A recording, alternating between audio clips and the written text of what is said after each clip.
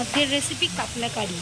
তো আমি বাজার থেকে কাতলা মাছ নিয়ে এসে 400 গ্রাম কাতলা মাছ নিয়ে এসে আমি সেটাকে ভালো করে ধুয়ে লবণ হলুদ মাখিয়ে ভেজে তুলে নিয়েছি।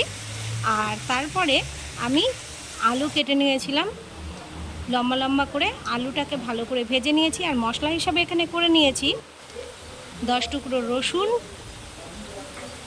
কোয়া, পরিমাণ মতো আদা, পেঁয়াজ একটা বড় মিডিয়াম সাইজের, আর কাঁচা লঙ্কা। এটাকে ভালো করে পেস্ট করে নিয়েছি। আর এর সঙ্গে মিশিয়ে নিয়েছি আমি কাশ্মীরি লঙ্কার গুঁড়ো, ধনে গুঁড়ো, জিরে গুঁড়ো, আর মিশিয়ে নিয়েছি হলুদ।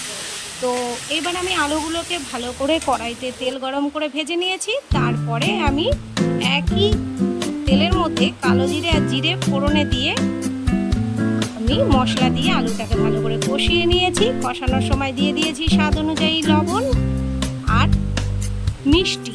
তো এটা দিয়ে ভালো করে আমি কষিয়ে নিয়েছি। কষিয়ে নেবার পরে পরিমাণ মতো দিয়ে দিয়েছি আমি একটু গরম জল। তারপরে এটা একটু ভালো করে ফুটে উঠলে আমি এর মধ্যে দিয়ে দিয়েছি মাছগুলোকে, এবং দিয়ে ভালো করে একটু ফুটিয়ে নিয়েছি। নামানোর সময় দিয়ে দিয়েছি একটু গরম মশলা। নামিয়ে নিয়ে গরম গরম ভাতের সঙ্গে পরিবেশন। তো দুর্দান্ত লাগে খেতে, আপনারা ট্রাই করে দেখবেন।